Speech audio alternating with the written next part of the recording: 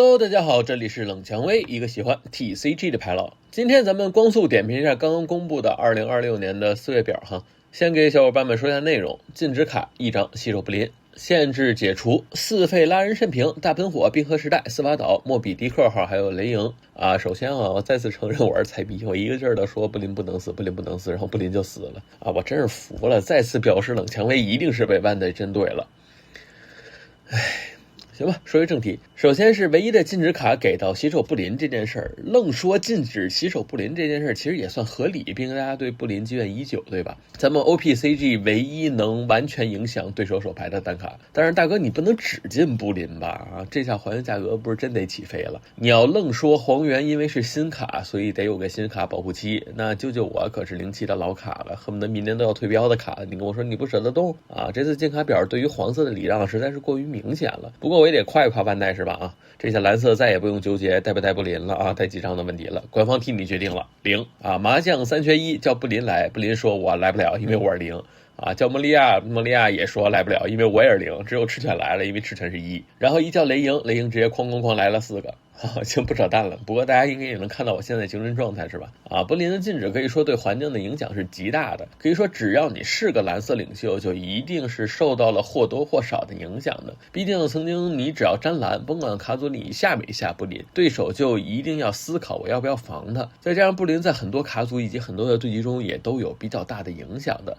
比较有代表性的就是女帝的不临加方向角，黄蓝娜美的不临加爱墙角，对吧？并且不临也是在黄蓝娜美的卡组中做过很长一段时间的核心单卡的啊，3费8000 5费洗也是经典 combo 了，以及现在现版本的艾斯和伊姆的对局中，往往也是靠不临翻盘较多，可以说是伴随着现在的资源越来越多啊，骨牌能力越来越强，不临的影响也是越来越大了，使得包括我在内的很多小伙伴都越来越确信不临它早晚会被禁止，但是我认为不应该是现在。首先就是我刚才提到的很多应用场景，在 OP15 的对局中已经出现的频率相对较少了，毕竟艾斯伊姆出现的频率越来越低啊，大量沾黄领袖的出现，使得过强的刚需性变低，打资源的需求性变高，再有就是资源极多的黄路飞和露西的出现，使得不临的需求进一步的加大。很多时候如果没有不临的干扰啊，会使得对局进入一个极度尴尬和憋尿的局面，这些时候不临都会是非常重要的突破口。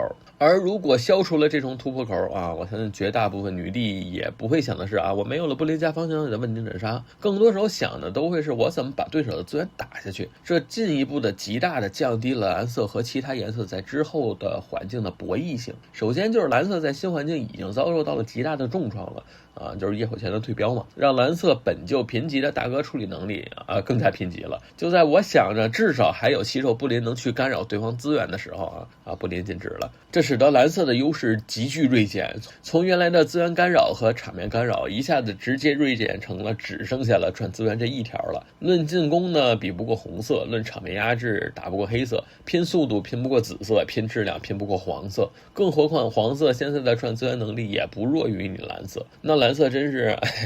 你要不给蓝色删了吧，万代。对于长久的环境健康角度来讲，不临确实应该禁止，毕竟就像官方自己说的 OPCG 就是个计算手牌的游戏，不临确实会有很大的影响。但是现在所处的时期也是一个新旧版本大的交替，各方势力鱼龙混杂，再加上设计有些稍微失衡的阶段啊，不临禁止加上夜火前的退标实在是太痛了啊！很多对局直接就是失去了所有的力气和手段，所以至少目前的环境来讲，我认为短期会让环境更不健康。然后是2张解禁，雷鹰和拉人肾瓶。咱们先聊简单的肾瓶啊，之前禁止是因为咱们的蓝明哥过于强力了，实实在在的阻碍到了万代卖牌，所以禁止了啊。现在蓝明哥退标了，那肾瓶也没有禁止的必要了啊。肾瓶的解禁，我觉得主要会对2个领袖有比较大的影响吧。一个是老牌领袖蓝绿锁山啊，绿色其实补充了很多王下七武海的实用单卡，比如 OP15 的鹰眼大熊、OP14 的鹰眼事件、OP12 的8费鹰眼，都是很适配蓝绿锁山的优质王下七武海。我第一时间想到的是展加王下七武海的双手锁山，因为超坡的主要问题其实是亏手，恰好锁山又是一个经常需要卸手牌去触发炒盘微微的这么一个领袖啊，完美闭环了。虽然没有经过测试，但是目前脑补可行啊，回头我我替大伙试试。第二个是 I-B 提醒了我啊，就是蓝色肾瓶。蓝肾瓶其实就是曾经蓝女帝的翻版啊，只不过野火剑一退，就算能超扑也没有什么用了。所以只有蓝肾瓶这种极致的进攻领袖去发挥超扑能力的优势会更加合理啊。再加上肾瓶有泰格这样的爆炸补牌，完全不怕超扑来的亏资源，思路我就放在这儿了。具体的呢，我交给 I-B 去研究。当然肯定还有更多的发挥空间，只不过我比较懒，也就不深入想了，给大家做个抛砖引玉。接下来是雷莹，这次进卡表我觉得一定是个黄金玩家出的表啊，严重怀疑是例子。咱们先来看看当初雷莹禁止的原因。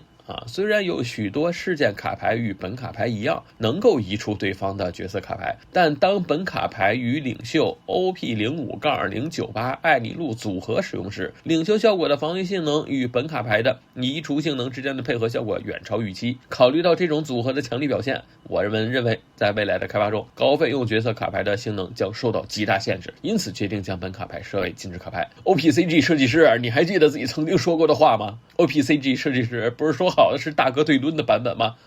？Looking in my eyes， 禁止原因写明了，因为有黄艾尼路这名领袖。那现在的艾尼路不但没死，还获得了更多的补强了，你怎么反而把雷影给放出来了？不应该是艾尼路禁止，然后再雷影解禁吗？怎么少了一步啊？但是尽管雷影解禁，黄艾尼路肯定是喜大普奔，但是我可能还是要给黄色玩家泼盆冷水。首先是雷影，我觉得针对于其他黄色领袖，还是更适用于艾尼路是一定的。哪怕 OP15 已经有了四倍索隆这种能完美利用费用的奶血了，但是一个是相对羸弱的场面，以及不那么强大的防守能力，会使得哪怕其他黄色领袖看起来有两血，但依旧不是那么安全，并且下回合能给到对方的进攻压力也不是那么大。更何况很多时候会迫于自己的血量压力，在最该开雷营的场合不敢开雷营。举个例子，就是黄蓝艾斯内战的时候，对方8费拉强胡子，9费最好的节奏一定是夜火钳。同理可得8费艾斯拉强胡子，黄路飞9费最好的节奏也一定是雷营才对。但是我相信此时的80%情况都是不敢开这个雷营的，真流一血还没办法再奶一血，对方场面稍大一点可能就要死了，只有艾尼路可能有勇气开这个雷营。然后就是虽然我觉得雷营它不应该放出来，但是其实我也不觉得雷营的解禁能拯救艾尼路。其一就是现在的防离场太多了，或者是女帝这种你不想解他的场。其二就是现在也没有什么像曾经的红发这种跟你对着傻拍的领袖了，要么超扑要么跳扑，反正就是没有顺拍的领袖了。那么此时你雷营会面临的要么是你想解的解不了，要么是解了自己没场面，然后对方用一滴的小卡拉米开始蹭你，你又其实没有什么特别赚资源的手段，对方用一轮换你一轮，一会儿就给你换死了。所以哪怕我觉得官方的吃书让人气愤，但是其实我可以理解雷营的解禁哈，因为我觉得是放就放了，已经没什么影响了当然依旧是我的个人观点，毕竟我黄色玩的确实菜，万一真黄艾尼路王朝了，当我没说。最后就是一些退标的解禁卡了，为了之后的狂野模式做准备了，象征意义大于实际意义了，已经咱们知道就行了，毕竟可能还是蓝明哥影响最大。最后就是我的个人猜想为什么这么出表纯瞎猜切无过度解读。就像我之前猜测时的观点，我觉得这个环境其实是个很平衡的环境，没有什么特别值得被禁的单卡，但是官吏每年4月1又得发个表，那咋办又不能只解禁吧，找黄岩麻烦又阻碍我卖新卡，于是干脆就把早晚得进去的布林提前进去吧于是乎布林禁止了，就很给我一种赶鸭子上架的感觉，才在黄色本就强势的版本整出了这么个黄杂派表。不但我觉得没有实质性的作用，还有助纣为虐的倾向不过经历了这么多次禁卡表，我也算明白了一个道理每次4月表敷衍，然后8月表给你这么大的，所以以后4月咱们就图一乐就完了行，那么本期视频到这里就结束了，这里是冷蔷薇，一个喜欢 TCG 的派老，咱们下个视频再见吧。